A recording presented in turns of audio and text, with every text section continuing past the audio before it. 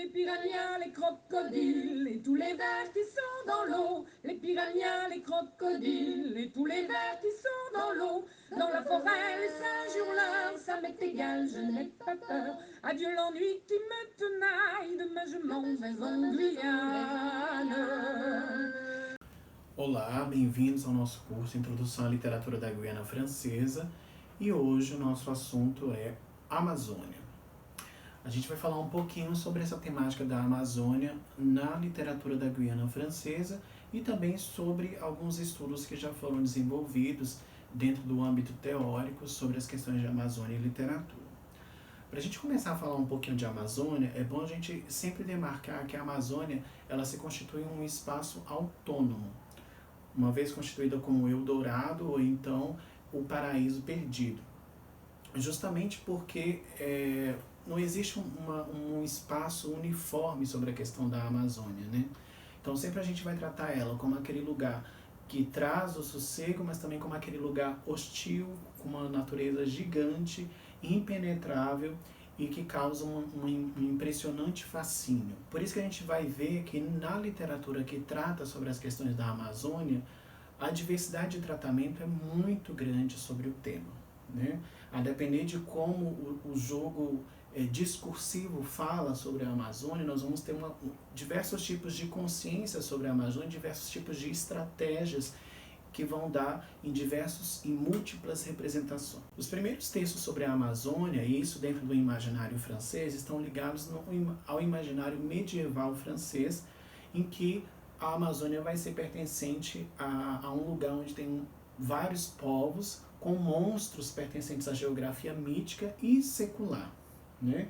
Esses mitos eles vão ser muito contínuos e vão alimentar essa ideia da Amazônia como uma terra dourada, uma terra do Eldorado, uma terra prometida, sempre associada à questão da natureza, né? E isso vai persistir até o século XVIII. Essa Amazônia não mítica muitas vezes é deixada de lado, né? Então a gente sabe que além dessas questões de monstruosidade, de lugar hostil, de exuberância da natureza, nós vamos ter também várias legiões de populações que habitam esse território e que são geralmente populações muito pobres, mas que guardam uma cultura e uma fisionomia e intimidade com elementos da floresta, uma memória viva, ancestral desses povos originários. E essa população ela vai ser desestabilizada e com as grandes violências e também as desculturações que vão ser submetidos pela questão da colonialidade desse espaço. Logo, a gente percebe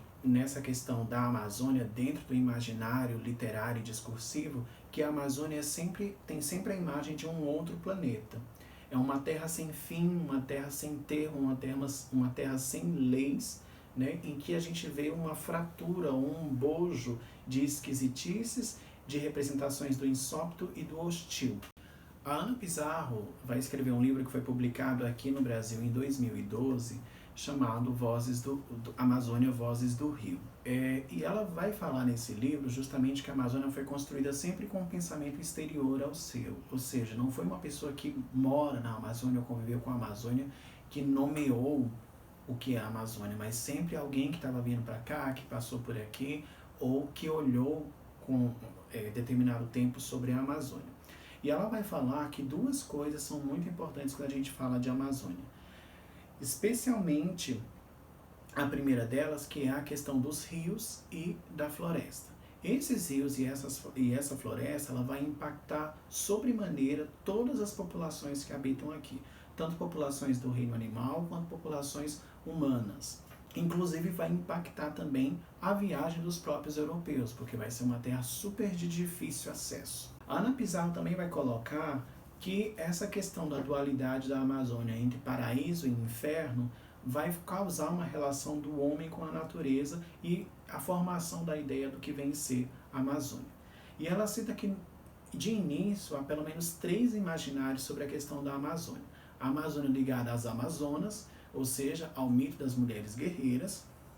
A Amazônia ligada ao Eldorado, ou seja, o lugar onde eu vou achar ouro, onde eu vou achar pedras preciosas, e um lugar ligado ao maligno, ou seja, uma terra onde nós não temos aí a questão da cristandade, onde nós não temos aí a questão religiosa já tão conhecida na Europa como era naquele momento. Além disso, a Ana Pizarro vai dizer que essa construção, esse olhar para a Amazônia sempre vai estar ligado a essa relação de construção do Ocidente pelo Oriente, né? Então, serão os europeus que vão construir esse olhar do que é a Amazônia e vão nomear o que é a Amazônia. E quando eles fazem isso, eles fazem justamente distinguindo o que é o outro, o que é esse outro, quem é essa Amazônia, né? Essas questões vão estar ligadas dentro dessa formação da Amazônia, porque uma vez que alguém diz o que você é, você pode acreditar ou não, mas quando você é colonizado, você não tem essa opção, né? Então isso continua reverberando. Interessante notar também que até o século XVIII existia a ideia de que aqui havia um vazio demográfico. Aqui quando eu digo, né, a Amazônia, havia um vazio demográfico. E como havia esse vazio demográfico, haviam povos atrasados, ou seja, povos que precisavam ser civilizados. Vai ser com essa ideia que vão começar realmente a manifestação de procurar esse espaço e de se estabelecer nesse espaço, justamente pelos trabalhos com a borracha, com o seringal, com os seringueiros, dentro de todos esses aspectos que a gente já conhece. Nos anos de 1960 e 70 é que nós vamos ver surgir, para além dos seringueiros, para além dessa exploração da seringueira, que é uma árvore, uma nova organização de trabalho que vai causar conflitos e contradições e que vão ser indicadores sociais alarmantes para a região. Além disso, algumas populações começam a manifestarem sua identidade e a quererem os seus lugares de direito, né? Os quilombolas, os ribeirinhos, os indígenas, os caboclos, dentre tantos outros, né? Então, essas questões envolvidas aí sobre o imaginário e sobre essa construção do imaginário da Amazônia pelo outro vão levar ao que a Ana Pizarro chama de vozes dos rios, ou seja, vozes que vão de alguma forma ecoar os imaginários sobre a Amazônia. Então, uma voz que vai refletir essa estética ilustrativa da floresta e da referência cultural da selva, uma voz que vai refletir os relatos amazônicos e esses relatos sobre as comunidades de habitantes daqui, uma voz que vai fazer alusão aos encantamentos, e esses encantamentos vão explicar alguns fenômenos da natureza, fenômenos de comportamentos humanos daqui, como o caso do boto e por aí vai, dentre outros mitos. Os discursos de imaginários sociais que serão ameaçados pela modernização, ou seja, a relação com a terra que um indígena tem é diferente da relação que uma pessoa urbanizada tem com a terra, e esse imaginário vai ser de alguma forma tocado e vai se transformar em manifestações ativistas. E também a questão da oralidade da literatura dos povos indígenas, né? Ou seja, esses povos indígenas vão querer tomar voz e contar por si mesmos as suas próprias narrativas. E isso, de alguma forma, vai causar uma certa desestabilização das belas letras europeias e classicistas, porque essas vozes estão saindo de um lugar que até então não se podia sair, né? A gente vai falar aí com mais Spivak da voz ao subalterno. Quando a gente fala da literatura da Guiana Francesa, aí a gente também pensa que tem essa construção do imaginário pelo outro, especialmente com um escritor, o Louis-Henri Boussenard, que é um jornalista, um escritor de romances de aventura, que infelizmente não ficou tão conhecido como Júlio Verne aqui no Brasil, mas que é bastante conhecido, por exemplo, na Rússia. Ele é enviado, né, como um mandante do imperador francês para fazer algumas investigações científicas na Guiana Francesa.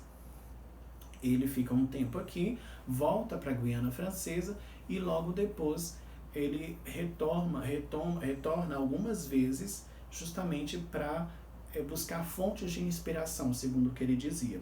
E aí ele vai escrever uma trilogia chamada Le Robinson de la Guyane. né? E essa trilogia vai ser um dos primeiros imaginários que vai vender a Guiana Francesa como um espaço exótico.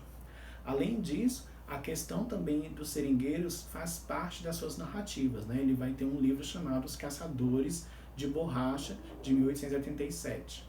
Né? Então, esse imaginário aí vai ser construído por esse primeiro escritor francês. E aí, como a gente já viu em várias aulas vários escritores, eu gostaria ainda de aumentar esse nosso repertório sobre a literatura da Guiana Francesa, e vou agora falar de 3 escritores contemporâneos e que de alguma forma eles manifestam esse olhar sobre a Amazônia. O primeiro autor que eu gostaria de mencionar aqui para vocês é o Jie Usu. O Jie Usu, ele viveu desde os 45 anos na Guiana Francesa, isolado na beira de um riachozinho, numa pequena cidadezinha chamada Regina. Ele é marroquino, mas desde muito cedo ele sempre viajou o mundo e foi atrás dos amores dele, né? E lá ele convivia na Guiana Francesa desde os seus 35 anos até a sua morte no ano passado com a sua companheira. Ele vai ser muito conhecido porque ele convive de fato com as belezas naturais da Guiana Francesa e escreve sobre as questões atuais da Guiana Francesa. É interessante notar que, por exemplo, um primeiro romance dele, na realidade, né, foi escrito quando ele trabalhava com os Médicos Sem Fronteiras no El Salvador, e logo depois os 2 seguintes romances, ele vai utilizar um mesmo personagem, que é o Sat Tenango, que é um personagem indígena, um indígena meio aculturado, ou então que ainda não sabe se está dentro da sua cultura ou na cultura urbana, que vai fazer parte de vários relatos. Um primeiro relato dele se chama Garimpo, Orphillage, un récit de Saint-Tenango, em que o Sati vai descobrir que está acontecendo uma mineração ilegal de ouro na região onde ele mora.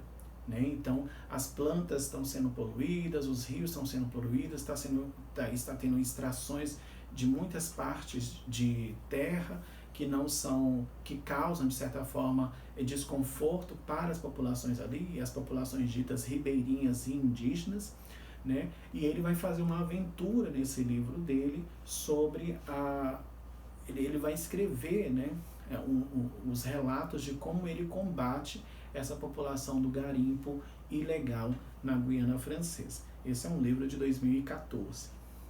Logo depois, ainda o Sati, esse indígena, né, esse mesmo personagem do Ursur, ele vai fazer uma investigação marginal num problema mais contemporâneo, que é a venda de drogas. A gente sabe que as questões de venda de drogas, especialmente nas fronteiras e especialmente nesses lugares em que as populações não são assistidas pela polícia, pela fiscalização, é uma coisa que corre muito solta, né?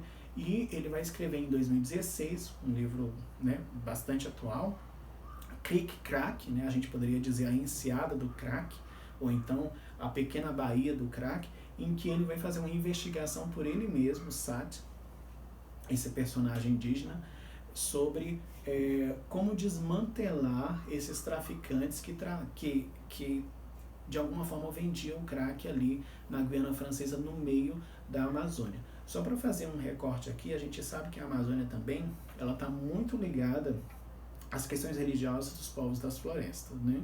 Então aqui nós temos muito essa questão do xamanismo ligadas a essas ervas que de alguma forma são alucinógenos, mas que dentro de um contexto religioso elas causam um certo misticismo.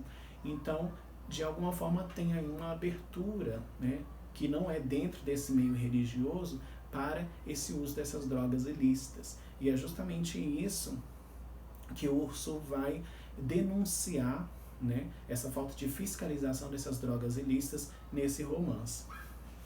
Justamente por ser uma terra que está no meio da floresta, em que tem essas questões místicas, né, mas que de alguma forma não são legalizadas. Um outro romance dele, já um romance mais antigo, de 2002, se chama Maus Cruzamentos, Mots Croisés, em que ele vai contar a história do Josué, um índio que é escravizado, uma coisa que aconteceu e acontece ainda talvez em lugares em que a gente não tem uma fiscalização mais séria sobre essa escravização ou mesmo essa escravização moderna de pessoas que vivem de forma muito pobre na Amazônia. E aí eu queria mencionar também uma outra autora, que é uma autora brasileira, mas que se mudou muito cedo para a Guiana Francesa, que é a Assunta Renaud Ferré, em que ela vai escrever seus livros de poesia, e os seus livros de poesia vão ter muito um viés ecocrítico.